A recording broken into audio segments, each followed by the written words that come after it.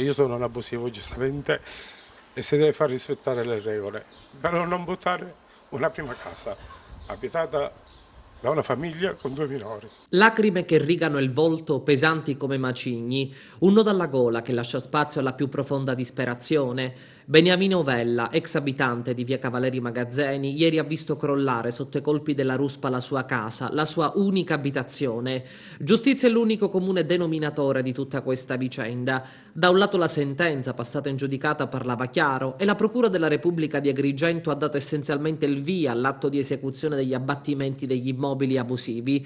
Ma Vella, preso da comprensibile sconforto, sfoga la sua rabbia, la sua impotenza di fronte alla frantumazione di una certezza che è la casa. Mi sento abbandonato dalle istituzioni, dal comune e dallo Stato italiano, per il semplice motivo che nessuno si è preoccupato di pensare, dopo avermi abbattuto la mia prima casa, dove io andrò a stare, io con i miei figli minori. Questo è lo Stato italiano e questo è quello che mi sta dando. Giustamente non sono un immigrato, io soldi non ne porto e quindi a me italiano possono buttarmi in mezzo alla strada tranquillamente. Gli immigrati invece li elogiano negli alberghi a 5 Stelle e questo non può andare. Io posso essere un esempio per tutti, perché questo Stato italiano non garantisce più i diritti nostri, non ci garantisce, non siamo più tutelati da nessuno e da niente. Questa è la cruda realtà. Il colloquio che abbiamo avuto prima di questa intervista mi parlava anche di una sua azione legale, ecco perché anche da un punto di vista giuridico ci sono delle cose che lei vorrebbe approfondire. Sì, vorrei approfondire pure che il Comune di Agrigento, compiendo questo atto, non ha atteso una sentenza del TAR. Noi ancora siamo in attesa di una sentenza del TAR.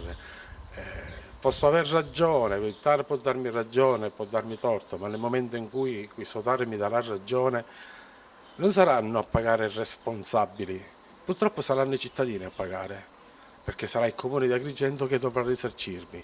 Questo sempre se il TAR mi darà ragione. Una demolizione che certamente Beniamino Vella non intende solo come disfacimento di fredde mura costruite nel posto sbagliato, ma come patrimonio affettivo, focolare domestico che in tutti questi anni ha dato riparo alla sua famiglia. Io è dal 15 di febbraio che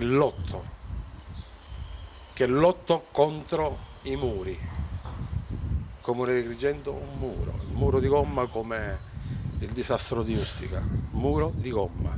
Mi hanno buttato a casa la mia casa, senza preoccuparsi da dove andrò a vivere.